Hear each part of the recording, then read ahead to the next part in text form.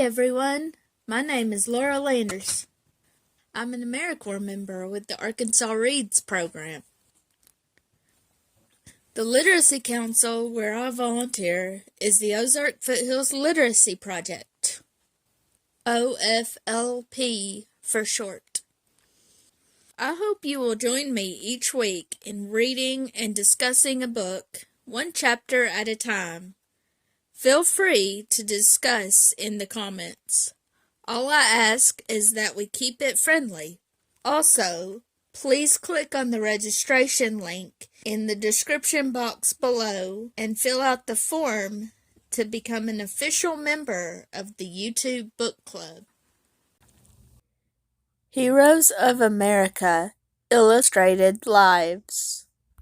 Clara, Barton, and the American Red Cross by Eve Marco. Chapter illustrations by Pablo Marcos.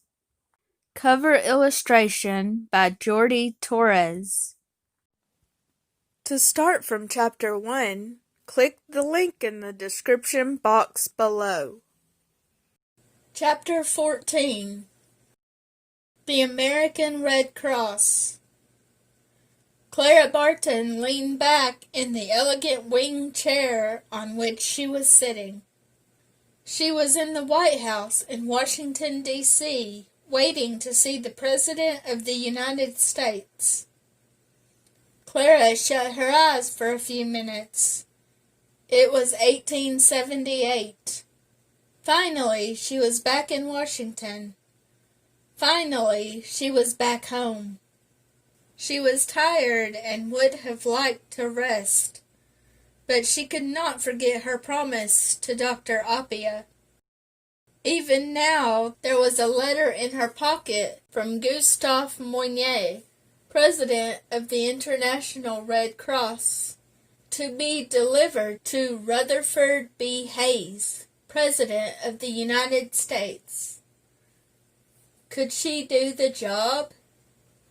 Could she convince the President to sign the Red Cross Treaty so that America would finally join the International Red Cross? It had taken her several years just to get this far, to be able to see the President. Would he listen to her? She heard footsteps and got up. President Hayes entered the room. He extended his hand to her.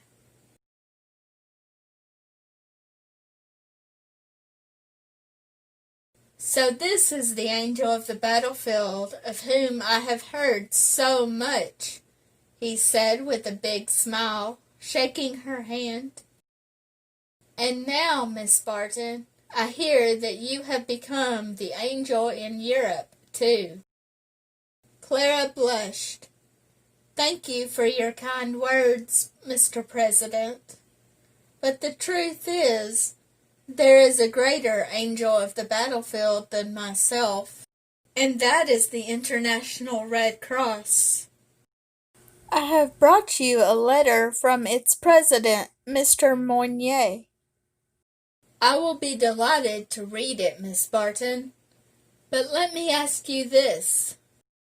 Does the Red Cross just help wounded soldiers in time of war? That is what it has done so far, Mr. President, Clara replied. We don't have many wars in America, the President said. Of course, we had the Civil War in which you, Miss Barton, served so bravely. But America is different from Europe. I hope this country shall never fight another war on its own soil. In that case, Miss Barton, what need will we have of the Red Cross?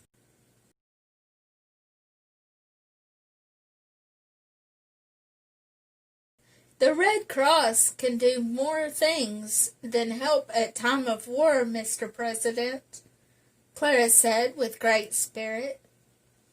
The Red Cross can also help when natural disasters strike, such as earthquakes, forest fires, hurricanes, tornadoes, or floods. Not a year goes by when Kansas is not struck by tornadoes, or the Mississippi doesn't flood its banks, or hurricanes don't hit our southern states. Whenever these things happen, help comes slowly, and sometimes not at all. Families are left homeless with no food or shelter, their life savings gone. The Red Cross will help families during times of terrible catastrophe. It sounds like a good idea, the President said. Let me show this to the Secretary of State, and he will be in touch with you.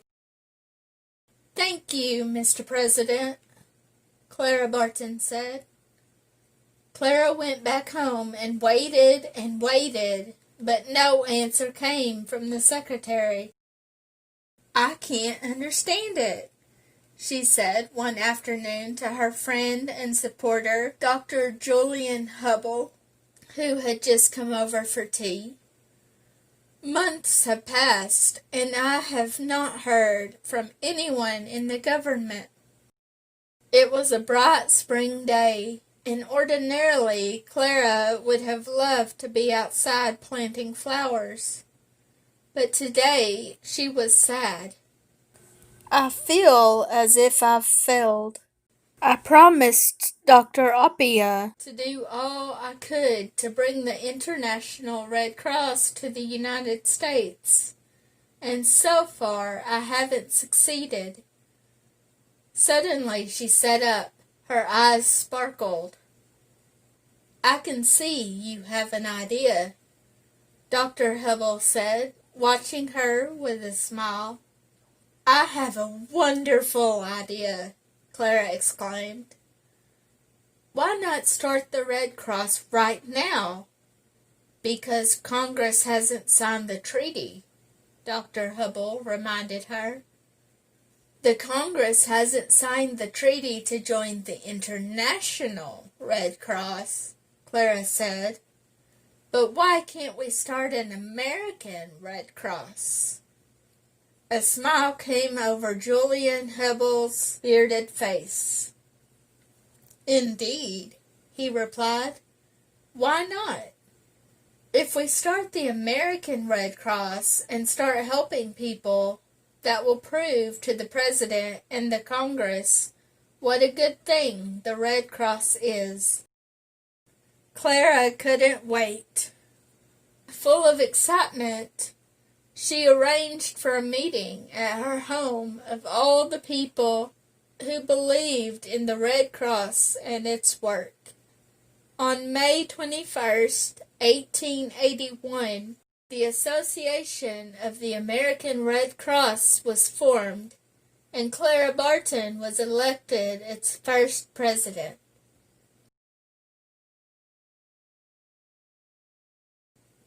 But Clara wanted more.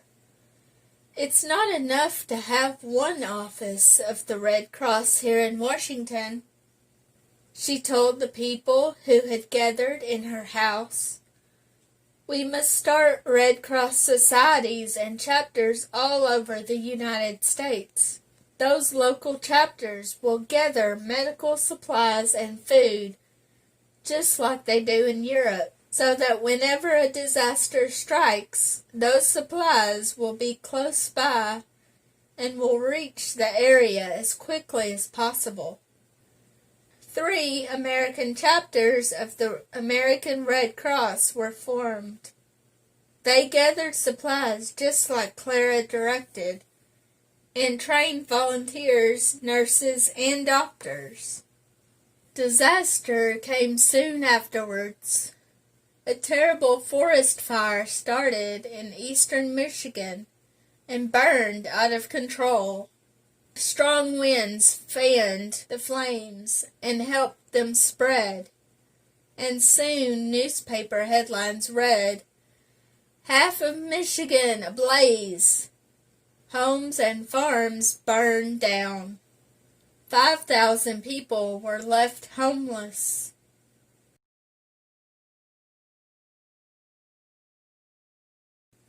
The American Red Cross sent crates of food and clothing on trains to Michigan. Clara Barton raised money for more supplies. Her friend Julian Hubble would go along with the Red Cross supplies to Michigan, helping the injured firemen and the people who were left without homes and crops. For the first time in its history, the red and white flag of the Red Cross was raised in the United States.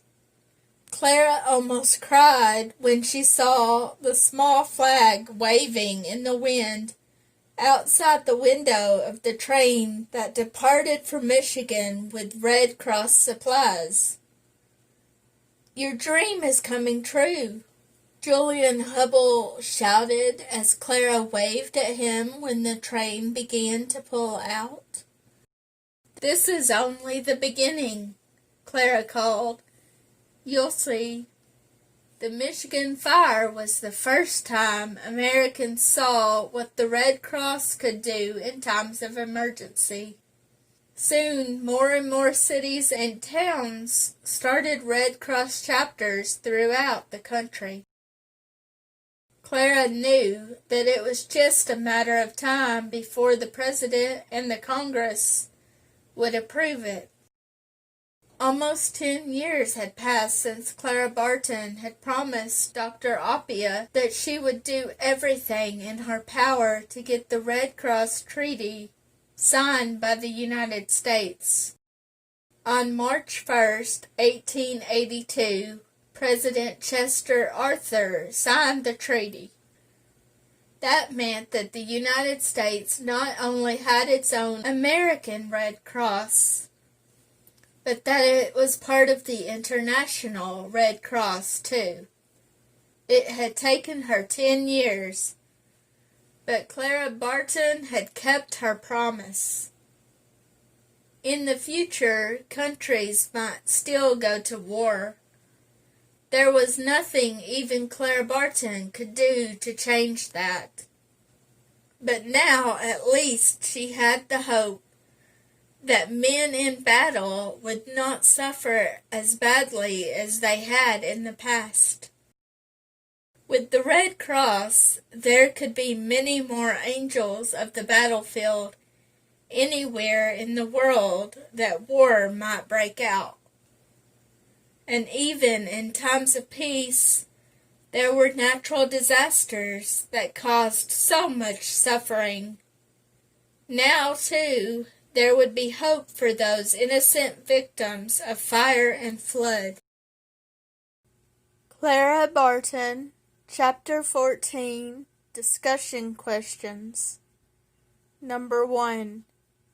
Why was Clara Barton nervous at the beginning of this chapter? Have you ever been asked to do something that made you nervous? How did you handle the task? Number 2. When Clara didn't hear back from the government for months, she came up with her own plan. What did she do? Have you ever been in a similar situation? Did you wait for others to do something? Or did you come up with your own plan? Please post your discussion in the comments below. Also, remember to click on the link in the description box below to fill out the registration form and become an official member of the OFLP YouTube Book Club. Next week, I will post the next chapter and discussion questions, so be on the lookout for that. Thank you so much for listening and participating. Have a great week.